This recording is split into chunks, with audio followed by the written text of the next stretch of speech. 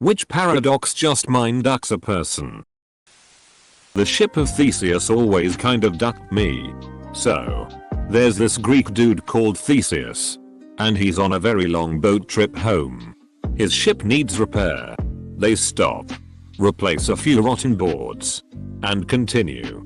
Due to the particularly strenuous nature of this very long trip, several more of these stops for repairs are made. Until, by the very end, not a single board from the original vessel remains. Is this still the same vessel? If not, when did it cease to be? Additionally, devoted followers of Theseus saved all of the worn pieces as they were replaced, and rebuilt a ship with them. Now which ship is truly the ship of Theseus? Seems to be a great discussion piece, but in the end it comes down to interpretation. The bootleg paradox. The main example is Beethoven, so I'll use him. If you were to go back in time, you would see Beethoven. But when you get there, you cannot find Beethoven anywhere. But you have all of his music sheets. So you create all of Beethoven's music, so technically, you are Beethoven. Now the real question is, where did the music come from? And how did the name Beethoven come to be? Edit. There. I put in periods. Isn't that bootstrap? Pinocchio says my nose will grow after I finish this sentence. Does it? Depends on if lying is a necessary condition for growth or merely a sufficient one. I frequently see Pinocchio resolved based on the intent of the speaker to tell the truth or lie. Otherwise, his curse can be used to learn absolute truths you have no other way of proving. It could even speculate about future events if X will do Y is considered a true or false statement. So I know this is just a silly thing, but at my old work, my department was good service. In our prep room, you had to always wear an apron. Always. No exceptions. When leaving the prep room, you had to take your apron off to prevent cross-contamination. The bosses were trying to figure out where to put the hooks. Inside in the back of the door, or outside on the wall. The Boltzmann brain. The idea goes something like this. In any system, there is a tendency for entropy to increase, which is another way of saying that everything tends to spread out. In a room full of gas, the gas fills the room. It does not pack itself in a corner. However, because of the weirdness of quantum fluctuations, it is possible for particles to just spontaneously arrange themselves into more complex configurations. It might take trillions and trillions of years. But if you watched that room full of gas long enough, sooner or later you would see all of the gas pack itself into one corner before spreading out again. Or, you might see the gas arrange itself into a fully functioning human brain, complete with false memories, senses, and a brief spark of consciousness. Of course, entropy would quickly take over again. The brain would dissolve back into gas almost immediately. This is also hideously unlikely. But over an infinite time the laws of physics tell us this is not just likely. It is inevitable. So which are you? Human? Or Boltzmann brain enjoying the briefest moment of your fictional life before you dissolve back into space dust? There's a joke I heard on this. Dr. Humdinger visits the same ice cream shop every day. He sits at the counter and orders 2 ice cream sundaes. One for him, and one at the empty seat beside him. Every day, he finishes his ice cream and leaves the other.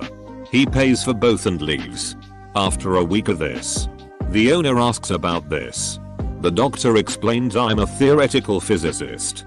It is theoretically possible for the matter above this stool to spontaneously coalesce into a suitable mate. I want there to be ice cream ready for them. The owner replies, well, okay. But there are plenty of people in this shop every day. Why don't you strike up conversations? Maybe you'll find a suitable mate among them. Sure. But what are the odds of that? The Banach-Tarski paradox is one hell of a mind duck. It's basically taking something and rearranging it to form another exact copy of itself while still having the complete original. Like taking a sphere, which has infinite points on it, and drawing line from every point on its surface to the center, or the core of the sphere. Then you separate the lines from the sphere, But because there is infinite points, you now have an exact copy of the original sphere. It's kind of hard to explain here, so just watch the Vsauce video on it for a more in-depth explanation. One anagram of Banach-Tarski that I like is Banach-Tarski Banach-Tarski. Also, thanks Beresi. If you go back in time and kill your grandfather before your parents were conceived, then you could never have been born. If you were never born, then you never went back in time and killed your grandfather. That means you were born. However, it also means you did kill your grandfather, which means you weren't born. Time travel is impossible. The moment that time travel is invented is the moment that it's destroyed. It creates unlimited customization possibility of the universe, which makes all possibilities occur simultaneously, which means that someone somewhere sometime will decide that time travel was a bad idea, go back in time and kill the person that made time travel or make it not possible in some way. There will never be time travel because time travel is its own worst enemy. The UK triple lock that people moving to the UK experience. Needs proof of address and photographic ID to open a bank account. Need a bank account and photographic ID to rent a place. Need a bank account and an address to get sent your photographic ID. Checkmate atheists. Surely you don't need a bank account to get an ID. Psychology. Psychology is defined as the study of the human brain. That would mean that the human brain is teaching, studying, and learning from itself all at the same time. In a sense, the brain is the teacher, the textbook, and the student at the same time. If the brain was so simple we could fully understand it, we'd be so simple that we couldn't. I'm upvoting this because it's been a long ass time since we got a paradox question on the front page. Okie thanks. If you asked Rick Astley for his copy of Disney Pixar's Up, do you think he'd give it to you? Because think about it. He's never gonna give you up. But, at the same time, if he doesn't give you up, then he's let you down. But he's never gonna let you down. So which is it? At that point, he'll just have to say goodbye and desert you. Cole's Law. Very simple. Some love it, but I can't stand it. Very common. 2. Why the duck did I Google that? One of my favorites is Zeno's paradox. In order to leave my apartment, just for example, I have to walk halfway to my front door. Then I have to walk half the remaining distance. Then half that distance. Ad infinitum. In theory, I should never be able to reach the door. Now I love this paradox, because we've actually solved it. It was a lively, well-discussed debate for millennia. At least a few early thinkers were convinced that motion was an illusion because of it. It was so persuasive an argument that people doubted their senses. Then Leibniz, and/or Newton, developed calculus, and we realized that infinite sums can have finite solutions.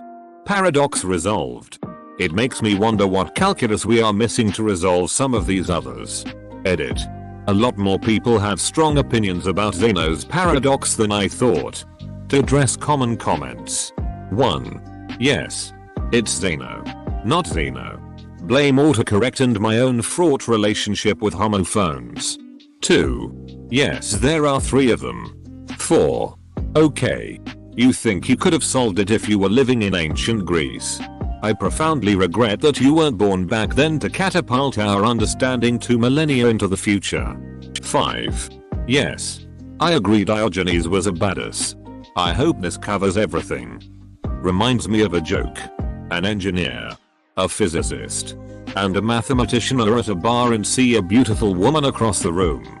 They're all too nervous to talk to her, so the physicist devises a plan to work up the necessary courage. Walk half the distance from them to her, then half the remaining distance. And again.